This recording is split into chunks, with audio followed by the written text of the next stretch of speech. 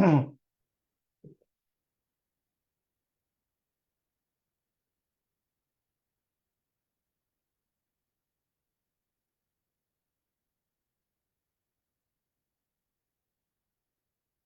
ng Diyos at maraming salamat sa Panginoon na tayo makadagos sa pakinig kanyang banal na salita at ako'y nagpupuri, papasalamat sa Panginoon. Marami tayo ngayon. At salamat na nakasama natin si Brother Joel. Welcome uli, Brad. At sabi nga na never say never. At tayo patuloy nagnanalangin na hindi lang si Brother Joel kundi marami pang kaluluwa makakasama natin. Welcome din kay Brother Johnny at daming naka-letter J na pangalan. Sister Joby, sino pa? At salamat sa Panginoon. Mga kapatid, ay bali ito yung last na fellowship natin sa taong ito. Kasi sa next week, sa convention na tayo, susunod tayo magtitipon muli sa New Year na. Kaya looking back sa year 2025, ako'y lubos na nagpapasalamat sa Panginoon una at sa inyo mga kapatid na sa kabila ng nasa iba't ibang lugar tayo nagtitiis, tayo nagpapatuloy, tayo nagtatapat sa Panginoon. Salamat sa panalangin niyo.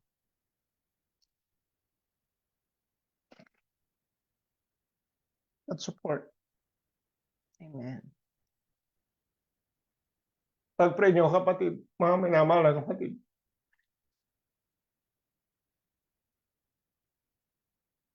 Amen. Sa aking pagtayo ngayon.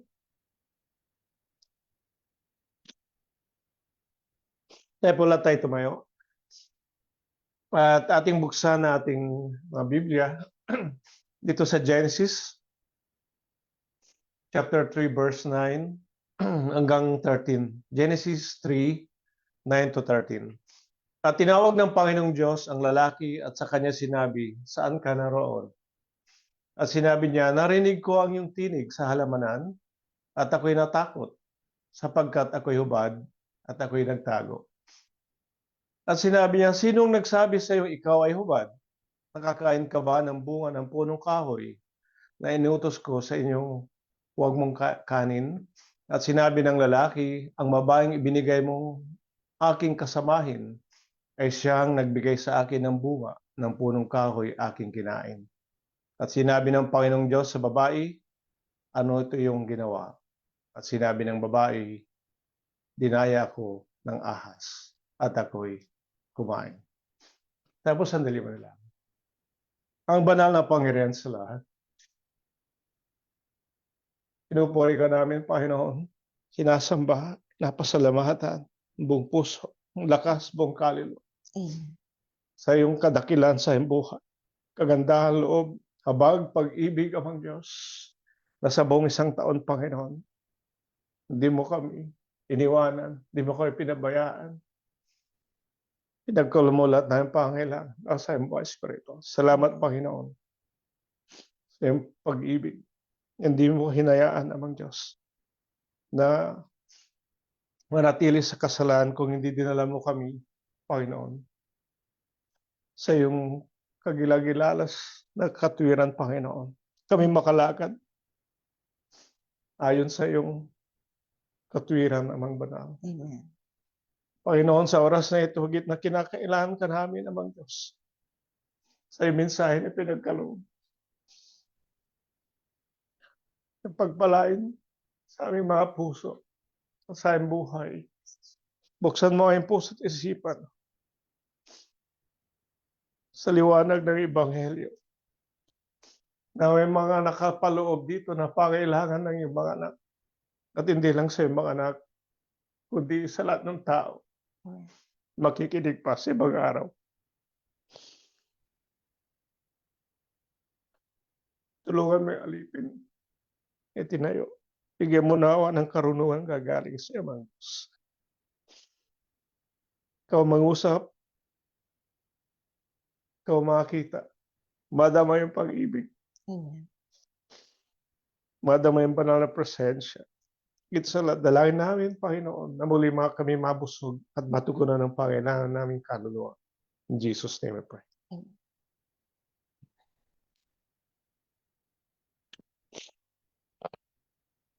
At basahin natin sa English. Then the Lord God called to Adam and said to him, "Where are you?"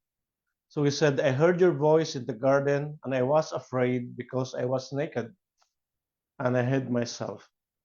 And he said, "Who told you that you were naked? Have you eaten from the tree of which I commanded you that you should not eat?" Then the man said, "The woman whom you gave to be with me, she gave me of the tree, and I ate." And the Lord God said to the woman, "What is this you have done?" The woman said, "The serpent deceived me, and I ate." Ang pamagat po ng pag-aaral natin, ang mensaheng Panginoon, questions from God o mga katanungan ng Diyos. Ngayon, pag pinag-usapan natin yung mga katanungan, ang ating buhay, mga kapatid, ay araw-araw mayroon tayong katanungan. Amen? Paggising mo sa umaga, anong unang iniisip mo? Ano ang aking gagawin? O ano ang plano sa umagang ito? Ano ang aking kakainin? Saan ako pupunta? Ano ang aking ibibihis? At maraming katanungan ang tao sa kanya. At gusto niya magkaroon siya ng tunay na sagot. Marami tayong tanong patungkol sa ating mga anak, maraming tanong patungkol sa ating mga material na buhay, sa ating magulang, marami tayong tanong tungkol sa ating career, at marami tayong tanong patungkol sa ating future. Amen ba, mga kapatid?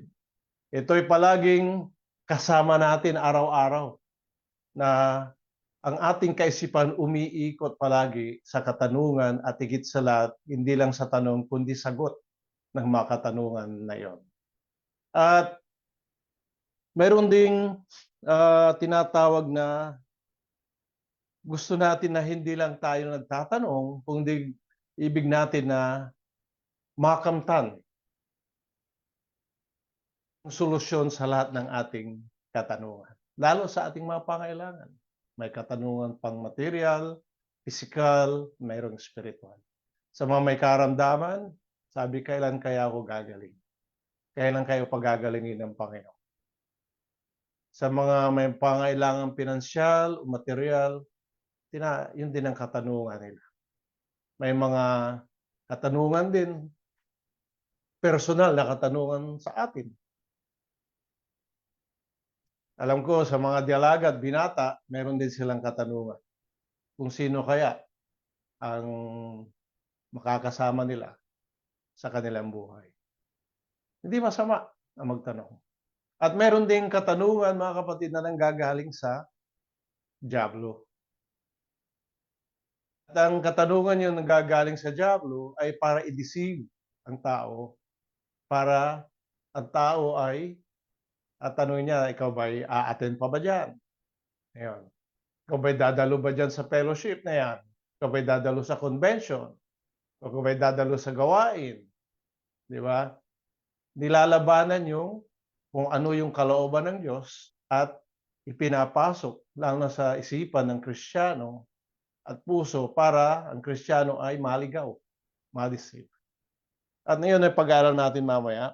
Ngunit ang higit sa lahat na pinakamahalaga, mga kapatid, yung katanungan na nanggagaling sa Diyos. At ito ay ating pag-aaralan at ibabase natin dito sa ating binasa sa Genesis sapagkat yung katanungan ay nanggagaling sa Diyos ay hindi dahil sa hindi alam ng Panginoon. Yung patungkol sa atin, siya ay pinakapangyarihan Diyos. He's the most powerful God, an omniscient God, na alam niya lahat ang nangyayari. Sapagkat siya Diyos. Ngunit ito'y tinatanong niya para sa atin. Amen? Para maalaman natin yung kalalagayan natin sa harapan ng ating Panginoon. Alam niyo, palagi tayo nananalangin sa Panginoon sapagkat alam natin na ang may Diyos ang kakayahan na sagutin. Pero dapat din malaman natin na ang Diyos din ay nagtatanong sa atin. At yung pagtatanong ng Diyos ay individual, mga kapatid. Kaya at ito'y nangyari dito sa Genesis na personal niyang tinanong ang bawat isa. At sa ngayon, tayo rin ay tinatanong ng individual ng Panginoon. Hindi niya alam ang impormasyon, kundi sapagkat hindi natin alam ang lahat. Kuminsan hindi natin higit nakikilala ang ating sarili. Sapagkat kuminsan hindi tayo may kakulangan pagpatungkol sa katwiran ng Diyos. Kung may kakulangan sa katwiran, kaya tayo nag-aaral ng salita ng Diyos. Upang higit na makita rin natin yung ating sarili. Kung anong klaseng pananampalataya mayroon tayo, mga kapatid. Kaya napakaganda sapagkat pag tayo tinanong ng Diyos, blessing yan, mga kapatid. At lahat ay tinatanong ng Diyos. At ang unang pag-aaral natin, mga kapatid, yung pinakaunang tanong ng Diyos, dito na nakasulat sa Biblia. At ito ay ating babasahin dito sa Genesis 3:9 na sabi niya, at tinawag ng Panginoong Diyos ang lalaki at sa kanya sinabi, saan ka naroroon? Then the Lord God called to Adam and said to him, where are you? Kung babasahin mo yung umpisa ng chapter 3 ng Genesis, magmula verse 1 hanggang sa ating binasa, makikita mo rito, mga kapatid, na ay kung umpisa mo pala sa last chapter ng chapter 2, makikita natin doon yung binigyan ng instruction ang Panginoon patungkol kina Adan sa si Eva na malaya silang kumain ng halamanan sa Eden maliban lang doon sa isang halaman sa gitna, yung tree of knowledge.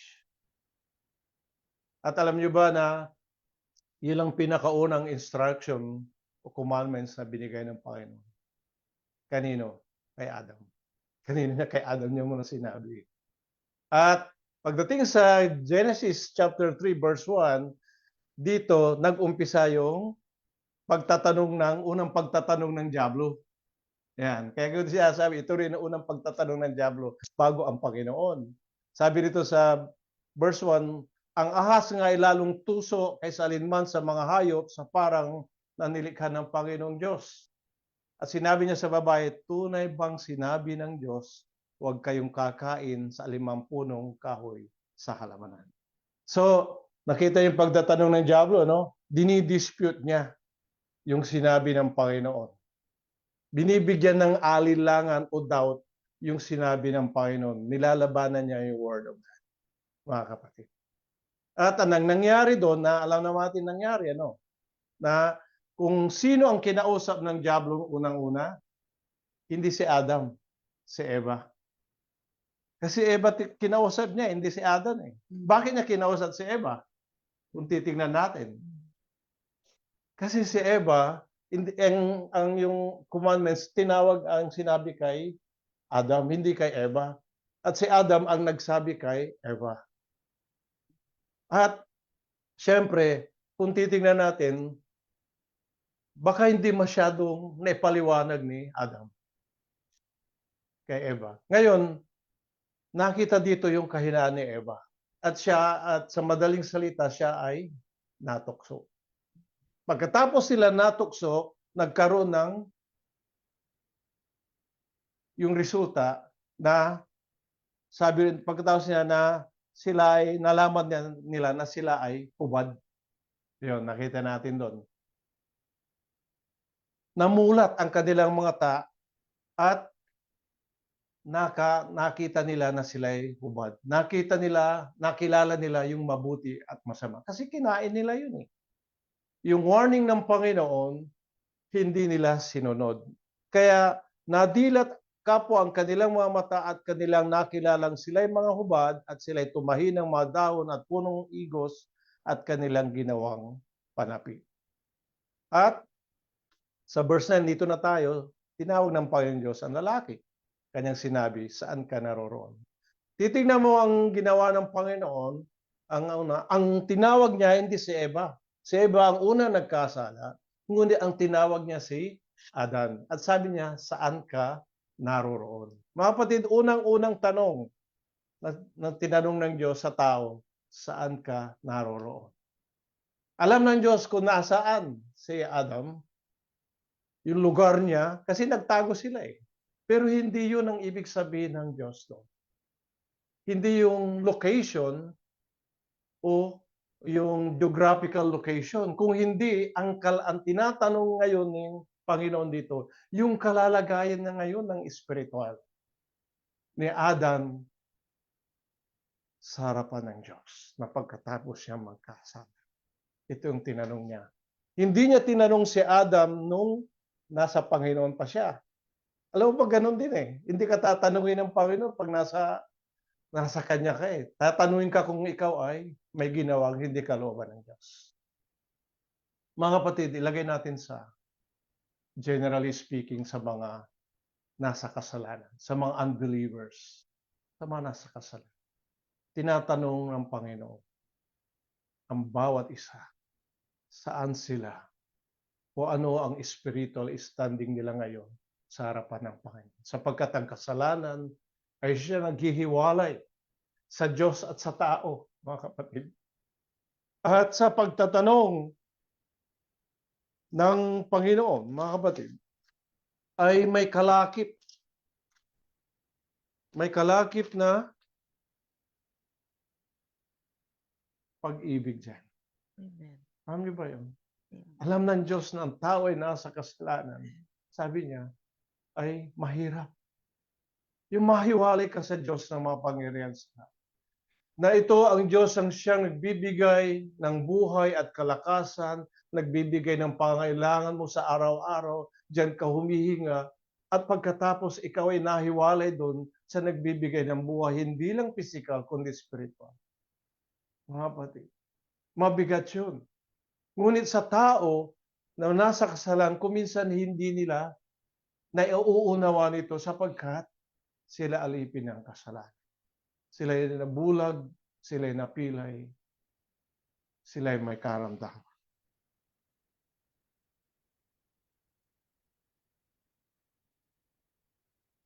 Ngayon, ito ay isang paalala sa lahat ng nasa kasalanan.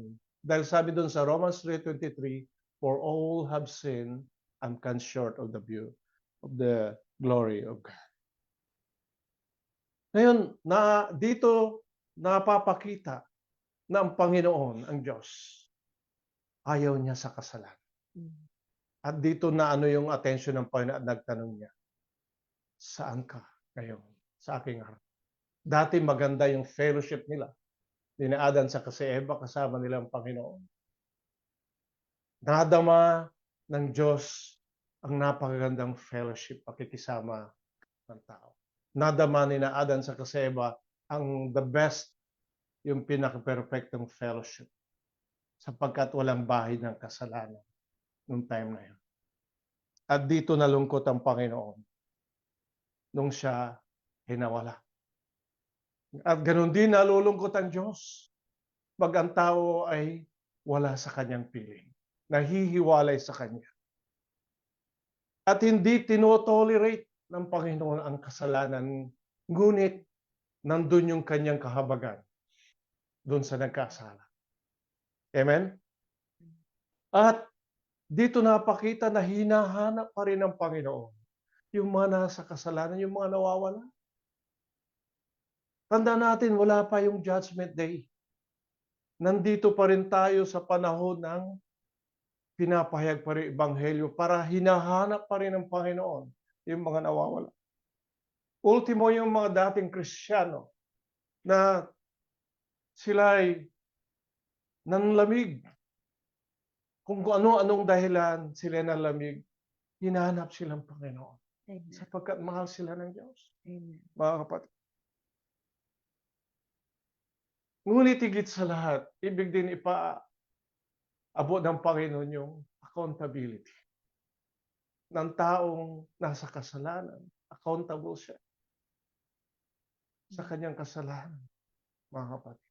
Mayroong accountability. Ngunit ang tanong na yun, Nung kinanong ng ating Diyos si Adam, ibig niya na manumbalik si Adam. Ibig din niya na humingi muli ng repentance. Amen. Mga kapatid, di ba napakaganda yun? Ngunit sa tanong ng Diyos kay Adam, gusto niya mayroong kasagutan. Ganon din tayo mga kapatid. Di ba? Kung tinatanong ka, saan ka spiritually sa ngayon, tayo makakasagot niyan. Individual. Hindi tayo pwedeng sumagot para sa ating kapwa, ating pamilya. Tayo mismo dahil personally tayo tinatanong. Ganon din sa mga Kristiyano, tayong ngayon. Tinatanong pa rin tayo, ano ngayon ang kalalagayan natin, spiritual, sa harapan ng Diyos. Mga minamahal na kapatid. At hindi tayo pwedeng mag-refuse. Dahil ang Diyos, masigit niya nakikilala tayo, nakikita tayo. Diyos nakakaalam ng ating kaisipan, ng ating puso, ang ating kaluluwa, ang lahat nating ginagawa. The intents, the thoughts and motivations of the heart, lahat yan alam ng Panginoon. At higit sa lahat, mga kapatid, yung tanong ng Diyos, ito'y tanong na pumapasok hindi lang sa puso, kaisipan, pati yung ating konsensya, ating kaluluwa. Hindi natin pwedeng maiwasan pag tayo tinanong ng Diyos, sapagkat Diyos yung nagtatanong sa atin. Ngunit mga kapatid, dumarating ang tanong na yan sapagkat may kalakip na pag-ibig, may kalakip na kahabagan, may kalakip na biyaya na pinapaabot ng Panginoon sa atin. Sapagkat personally, mahal tayo ng Diyos. He cares for us. Amen? Ibig niya tayo ay pumunta sa katotohanan. Ibig ng Panginoon na makita natin yung kondisyon ng ating kaluluwa.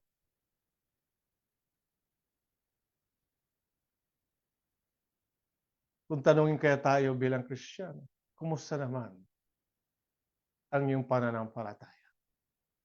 Kumusta naman ang iyong prayerful life? Kumusta naman ang iyong paglilingkod? Kumusta naman ang iyong pagsunod? Kumusta naman ang iyong pag-ibig? Tayo lang nakakaalam yan, mga kapatid.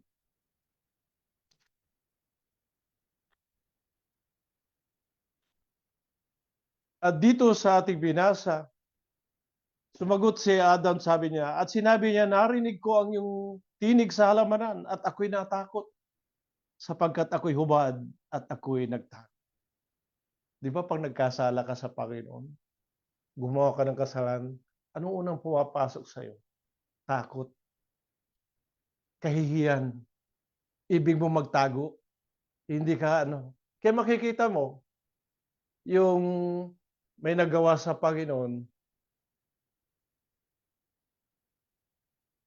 anong unang epekto sa kanila? Guilty. Conscience. Ngayon, pag hindi mo na-control yan, bubulungan ka ng diablo na hindi ka nadadalo. Kapatid, isang yan. Ngayon, isang epekto ng kasalanan na ito sinasabi rito, siya natakot. Dapat lang ang matakot pag kayo nagkasala sa Panginoon. Sa Diyos yan eh. At siya'y hubad, sabi niya. Bakit? Hubad ka sa katwiran ng Diyos. Kung tayo tumanggap sa Panginoon bilang Kristiyano, tayo na pa dinamitan ng katwiran o yung righteousness ni Kristo. Pag ikaw ay nagkasala, mawawala yun. At ang papalit sa iyo, yung kahubaran. Malalantad. Pag ika'y hubad, makikita ang lahat. Mga kapatid, at ano pa rito? Magtatago. Sabi sa verse 11, pangalawang tanong, sinabi niya, sinong nagsabi sa iyong ikaw ay hubad? Nakakain ka ba ng bunga ng punong kahoy na inutos ko sa inyo? Huwag mong kakanin. Ang tanong po, ngayon, kalimutan kong banggitin kanina, sa pagtatanong, mayroong 5 na gagamitin dyan. Gagamit yung where, interrogative, ano yan words. Where, when, who, ano pa, which, why, tapos how. So yung 5 yon, dinagdag mo na yung how, yun ang sasagutin mo palagi para mas-satisfy ka. 5 yun Naumpisa lahat sa WH. Interrogative words yun. Ginagamit din yun mga kapatid pag sa korte. Pag sa korte, pag tinanong ang kriminal, meron siyang pwede niyang hindi sagutin. Bakit? Sabi niya, baka for self-incrimination, ayaw niya. Meron siyang karapatan. Pero sa Panginoon, hindi mo pwedeng hindi sagutin. Diyos yun Dahil yung sagot ng tanong ng Panginoon, hindi lang ngayon, pati sa Judgment Day. Tatanungin ka talaga ng Panginoon. Kung ano yung tinanong dito, tatanungin ka sa Judgment Day. Kaya dito tayo dapat maging na sa tanong, handa tayong sumagot. Ngayon dito sa verse 11, this is a question of authority. Kasi tinanong niya sino Sinabi niya, sinong nagsabi sa iyong ikaw ay hubad? O, di ba? So it is a question of authority. Ngayon, kung authority pinag-uusapan, mga kapatid, bilang Kristiyano, sino ang the greatest authority sa buhay natin? Ang Panginoon.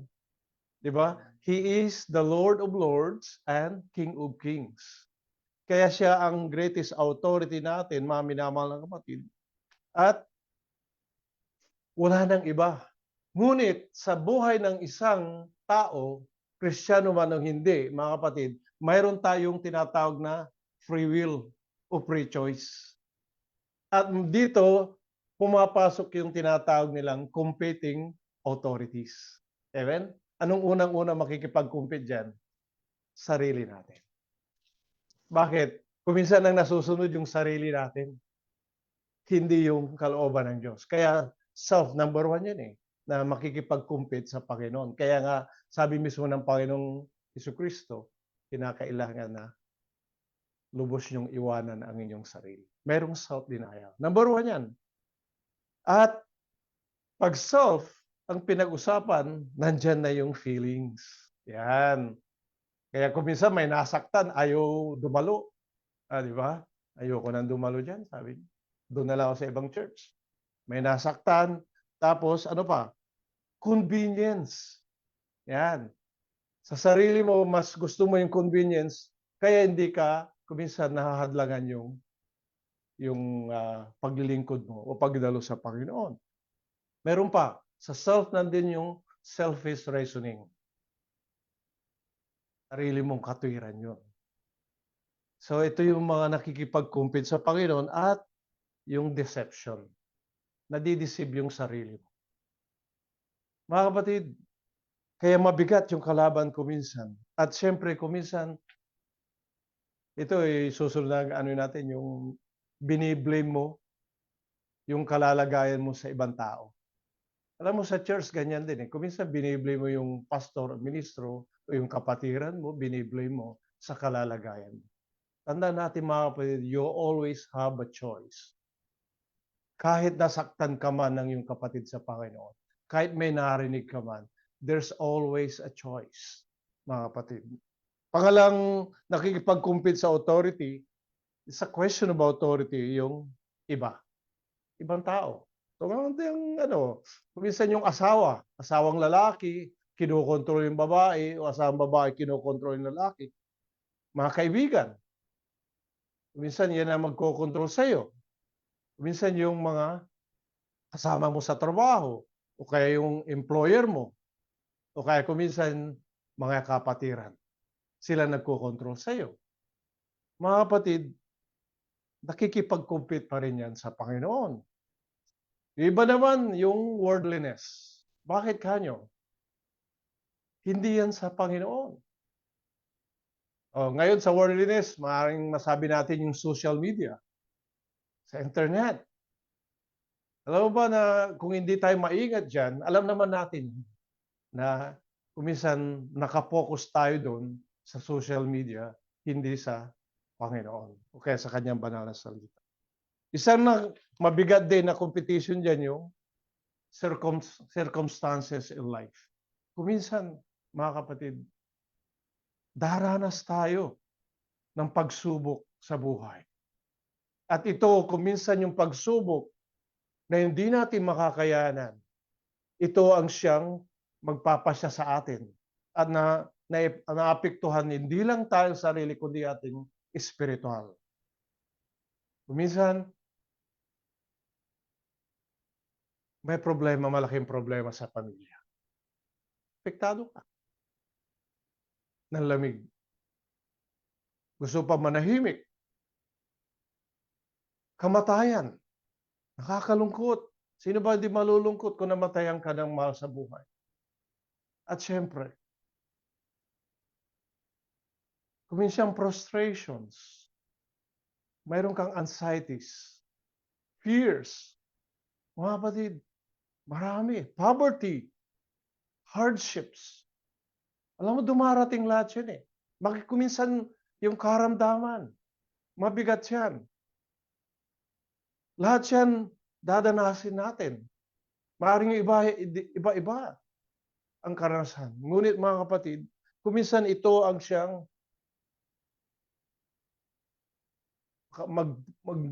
magiging sentro o focus ng ating atensyon. Kaya mga kapatid, kaya dito, sinabi rito, sinong nagsabi sa iyong ikaw ay hubad? Sabi niya, nakakain ka ba ng bunga ng punong kahoy na inuutos ko sa iyong huwag mong kanin? Alam ng Panginoon na nangyari. Ngunit, tinatanong pa rin si Adam kung ano ang gagawin niya, kung anong sasabihin niya.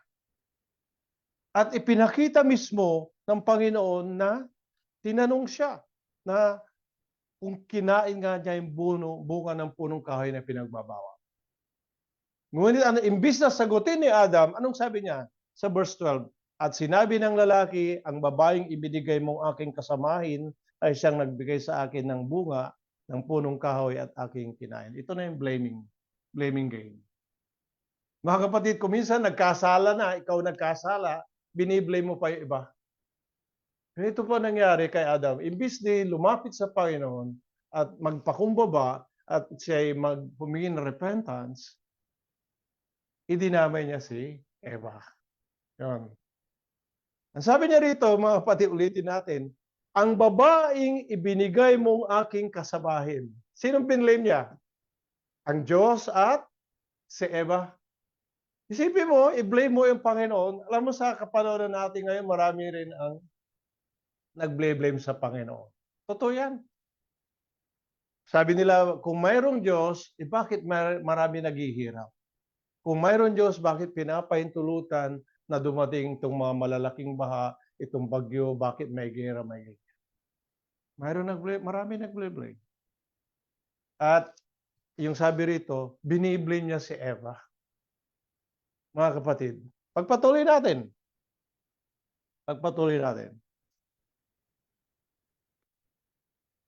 Sa verse 13, at sinabi ng Panginoong Diyos sa babae, ano ito yung ginawa? At sinabi ng babae, dinaya ako ng ahas at ako'y kumain, sabi niya rito. Mga kapatid, nakita natin dito yung sinabi rito. Anong pangatlong tanong na yung Panginoon sa verse 13? What have you done? Anong ginawa mo? Sabi niya rito. Ano itong iyong ginawa? This is a question of responsibility and accountability. Nabanggit ko kanina. Binigay yung utos kay Adam, mayroon siyang responsibility diyan at na dapat ituro niya kay Eva. So itinuro niya ito. Tayo bilang ama, hindi lang tayo ama bilang sa ating pamilya. dapat maging ama rin tayo ng pananampalataya. Sa mga ina, hindi lang tayo ina sa pamilya, kundi ina rin sa pananampalataya na ituro natin sa ating mga anak kung ano yung itinuro ng Panginoon sa atin. At kung naituro na natin, mga kapatid, kanila na yung decision na yun sa ating mga anak. At ganun din sa atin lahat bilang Kristiyano, itinuro sa atin lahat ng Panginoon. Dami tayong pinag-aaralan, doktrina, hinihimay-himay natin ito, mga minamahal na kapatid. Ngunit mga kapatid, dito hindi lang sa kaalaman, hindi lang sa knowledge o wisdom, but kalakip dito ang responsibility and accountability. Alam mo ba yung blaming game? Consistent yan eh, sa human nature. Tingnan mo sa gobyerno natin sa Pilipinas. Ito, nagtuturuhan sa kanilang pagiging corrupt, maging magnanakaw. Hindi lang sa gobyerno, maging sa pamilya. Imbis tanggapin na mali siya, nagkasala siya, nagtuturuan. Mga kapatid, nawa sa iglesia hindi ganun. Mangyari na mayroong biniblame palagi. Kaya dinadalangin natin ang bawat isa. Wag na nating sabihin natin mayroong pagkukulang, may mga weaknesses, mayroong lapse of judgment. Kung minsan mahina tayo sa pananalita, nabibitawan tayo, nakakasakit. Ngunit mga kapatid, dinadalangin natin bawat isa. At tayo rin, kung tayo nagkakamali, kung minsan nakakagawa rin tayong kasalanan, dapat magkaroon tayo ng humility na ititanggapin natin. Dahil tayo mayroong pananagutan sa Panginoon. Napakasimple lang na sana tanggapin ni Adam na nagkasala ako sa iyo. Nagkulang ako, nanghina ako. Pero, mga kapatid, hindi yun ang ginawa. Mga kapatid, mayroon tayo accountability, responsibility, accountability sa lahat. Stewardships, ang ano dyan eh. Bakit? Sa atin ibinigay ang araw ng Ebanghelyo. Nasa atin yung katotohanan. Ibinigay sa atin yung kaligtasan. Ibinigay sa atin yung aral ng pagpapabanal, ang buhay na banal, at paano maglingkod sa Panginoon. Lahat ibinigay sa atin yan. Mga kapatid, mayroong kalakip na responsibility at accountability. Unang-una yung panahon natin sa Panginoon.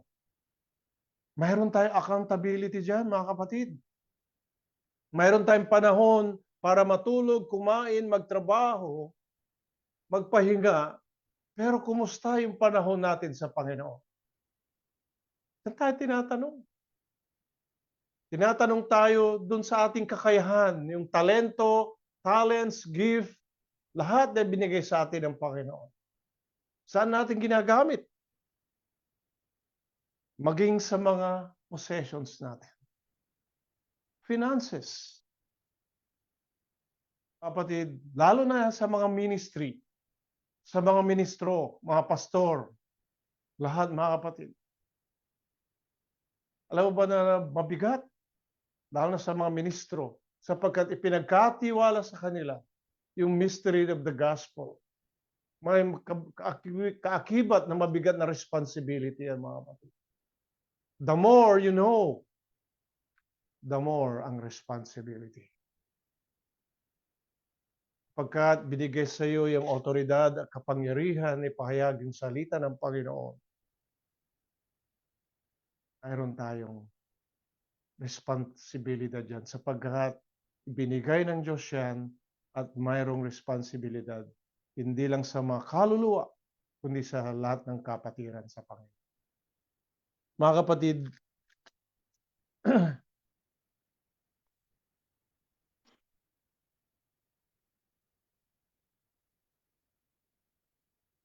sinabi pa rito na Sa 13, at sinabi ng Panginoon ng Diyos sa babae, ano ito yung ginawa at sinabi ng babae, dinaya ako ng ahas at ako'y kumain. Si Eva, meron din siyang biniblame, sinisisi, yung ahas. Yung ahas walang masisi, kundi ang kanyang sarili. Mga kapatid, ito isang susunod na question. At ito po ay isang gamit, muli ay ito'y galing sa ating Panginoon mismo. At dito sa John chapter 21, 15 to 17. Basahin natin sa John 21. yung kay Pedro ito eh. John 21. Dito sa verse 15. At sabi po rito, kaya nang magngakapawing gutom sila, ay sinabi ni Jesus kay Simon Pedro, Simon, anak ni Juan, iniibig mo ba ako ng higit sa mga ito? Sinabi sa kanya, O Panginoon, nalalaman mo na kita iniibig. Sinabi niya sa kanya, pakanin mo ang aking mga kordero. Sinabi niya sa kanya muli sa ikalawa, Simon, anak ni Juan, iniibig mo ba ako? Sinabi niya sa kanya, O Panginoon, nalalaman mo na kita iniibig. Sinabi niya sa kanya, alagaan mo aking mga tupa. Sinabi niya sa kanya si ikatlo, Simon, anak ni Juan, iniibig mo ba ako? Nalumbay si Pedro sapagkat sa kanya sinabing makaitlo, iniibig mo ba ako? At sinabi niya sa kanya, Panginoon, nalalaman mo ang lahat, mga bagay, nalalaman mo. Kita inibig. Sinabi sa kanya Jesus, pakanin mo aking mga tupa. This is a question of love. Mga kapatid, dito ay tinanong ni mismong Panginoon si Pedro. And bakit tinanong ng ating Panginoon si Pedro bukod dun sa ibang apostol? Sapagkat si Pedro ay dininay niya ang Panginoon ng 3 times. Amen? Naalala niyo pa ba yun? Dinay niya ang Panginoon ng 3 times. At nung bago niya dinay ni Pedro ang Panginoon, sinabi niya lahat ng mga ito ay magdaramdam pero ako kailanman hindi magdaramdam. So mayroon siyang tinatawag na self-confidence. At ang mabigat doon, nagbitaw si Pedro, sabi nga niya, hindi niya iiwanan ng Panginoon kasi sinubok siya. Mga kapatid, ang tanong, this is a question of love. At this is an individual question.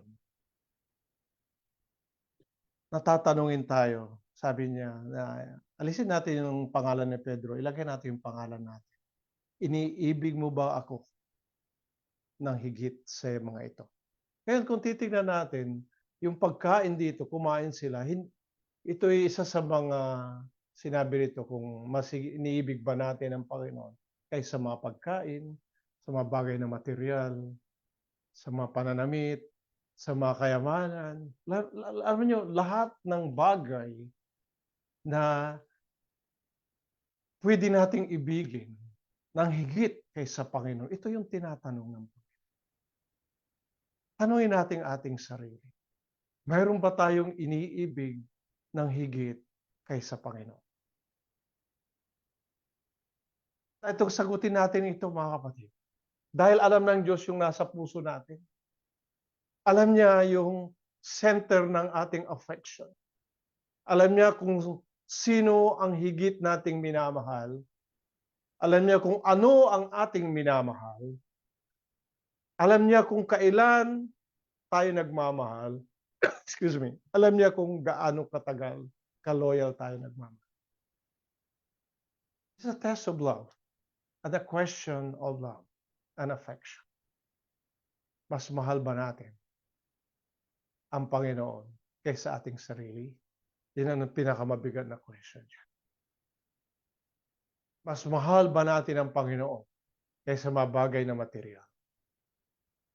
Alam mo ba yung material na pangailangan, huwag natin ipangwalang bahala. That's an absolute necessity when it comes to material needs. Pagkain, pananamit. Kailangan din natin ng pera, trabaho.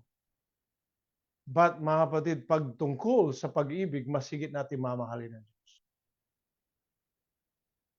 Pagpapalit ba natin ang Panginoon dahil sa pera? Pagpapalit ba natin ang Panginoon dahil sa tao? Pagpapalit ba natin ang Panginoon dahil sa problema natin? Pagpapalit ba natin ang Panginoon?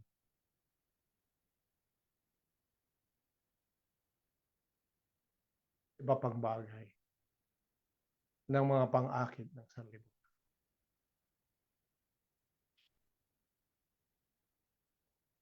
Sabi ni Pedro sa verse 16, Panginoon, nalalaman mo na kita iniibig. Sinabi niya sa kanya, alagaan mo ang aking mga tupa. Sabi ng Panginoon. So nakita natin mga kapatid, na ibig ng Panginoon, kung mamahalin mo siya, kailan mamahalin mo rin ang kanyang kordero at tupa. Dahil yung pag-ibig na inilagay sa atin, kakaiba sa pag-ibig na nasa sanlibutan. Kakaiba sa pag-ibig ng sa kadugo mo, kundi ito'y pag-ibig na galing sa Diyos. This is a spiritual love.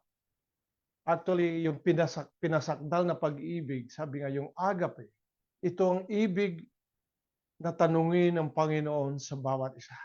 Mayroon na ba tayong love na agape? Kasi mayroon tayong love ng pangpamilya, yung philios, yung tungkol sa relationship. Mayroon tayong love patungkol sa asawa, di ba? Asawang lalaki, asawang babae. Pero ibig itanong ng Panginoon sa atin ngayon, nasa atin ba yung pag-ibig na agape? Sapagkat ito ang ipinapangaral dito sa Iglesia ng Diyos. Na mapasakdal ang pag-ibig ng bawat isa, mga kapatid. Alam mo ba na pag may pag-ibig, sabi nga walang takot. Marami tayong tanong. Marami tayong pangailangan. Pag-ibig mayroong pag-asa. Alam niyo ba yun?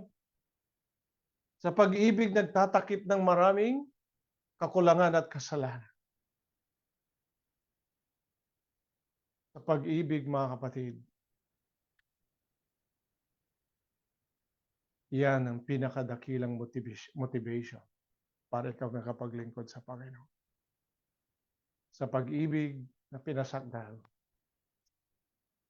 iiwanan mo ang iyong sarili para sa Panginoon. Alam mo yung mga apostol, nung sila napasakdal, ibinigay nila ang kanilang buhay. Pinutulan. Marami sa kanila pinutulan ang ulo. At hindi sila nagdalawang isip na ibigay ang kanilang buhay. Alam niyo, patuloy tayong tinatanong ng Panginoon araw-araw upang makita natin yung ating sarili. Makita natin kung saan tayo nakatayo. Makita yung antas ng ating pananampalataya. Tinatanong tayong Panginoon kung makita nga ba si Kristo sa ating buhay. Kung tayo lumalakad na kasama ng ating Panginoon. Kung ating paglilingkod ba sa Panginoon, ito'y wagas na hindi tayo napipilitan. Kung ibig lang natin maglingkod sa Panginoon, doon lang tayo.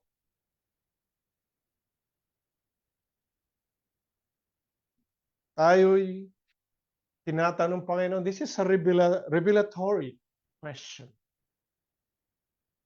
Na makita natin ang ating sarili, ang ating katapatan.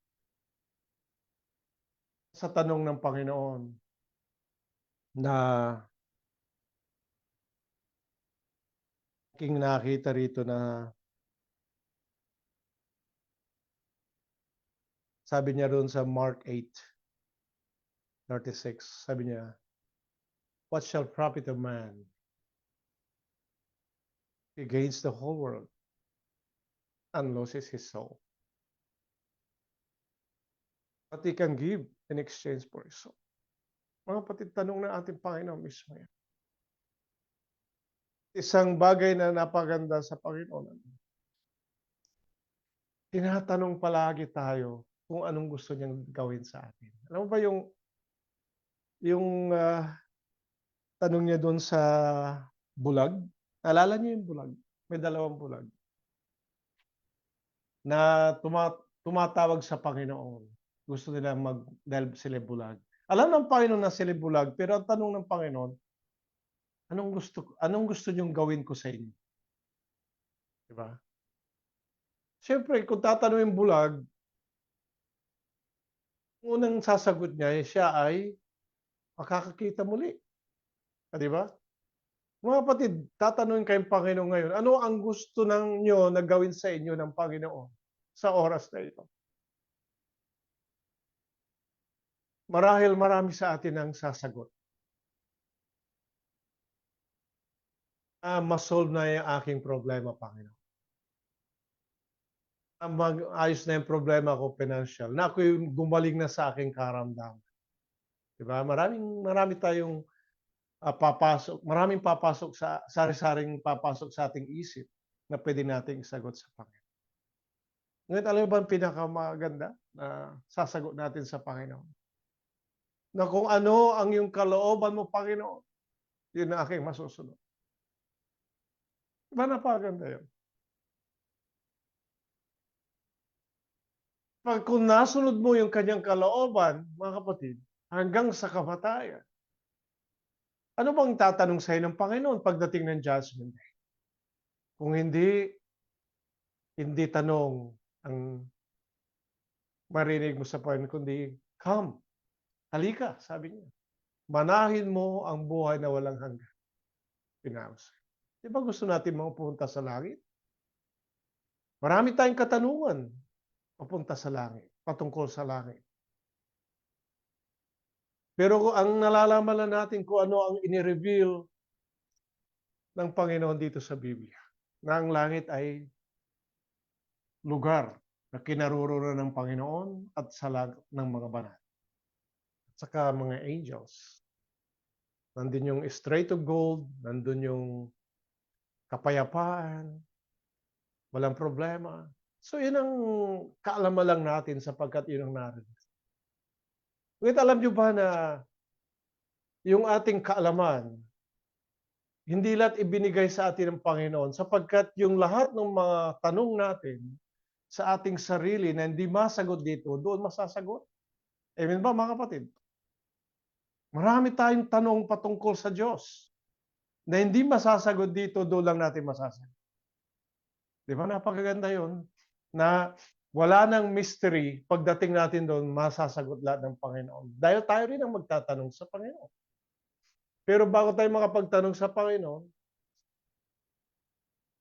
dapat maging dapat tayo makapunta roon. Marami ring tanong ang mapupunta sa impyerno. Tatanungin nila ang kanilang sarili kasi may regrets na bakit ako napunta rito.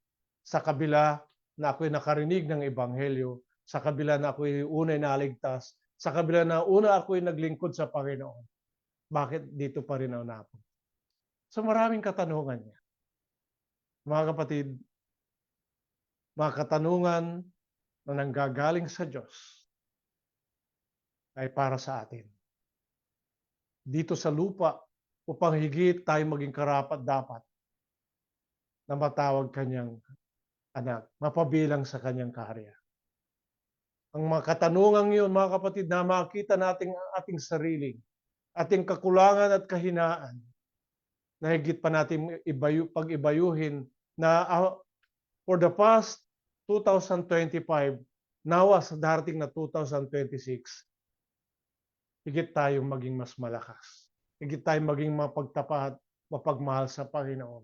At higit sa lahat ay mapagtagumpay sa ating buhay, hindi lang sa mga material, kundi sa ating spirit. Mga mahal na kapatid,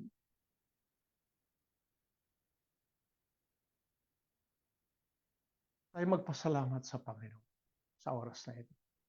Tayo ay magpakumbaba. Dahil nakarating tayo dito sa mga huling araw ng 2025,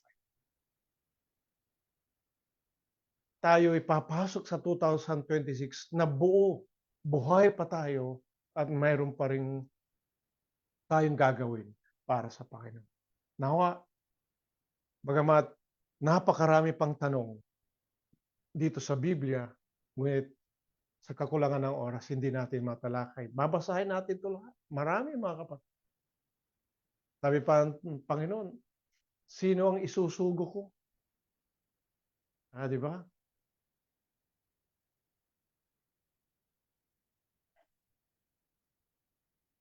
Minsan nagtatanong palagi rin tayo, paano na ako bukas? Paano ang aking future? Paano kung ako'y nag-retire na? Paano ako'y matanda na? Ang dami nating tanong patungkol sa future.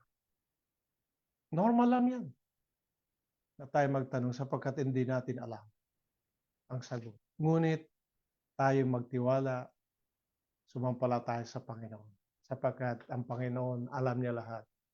Ang kasagutan ng lahat ng ating pangailangan natin sa buhay spiritual. Seek ye first the kingdom of God and His righteousness. And all these things shall be added unto you. Pagpalain ng Diyos ang kanyang mabanal na salita.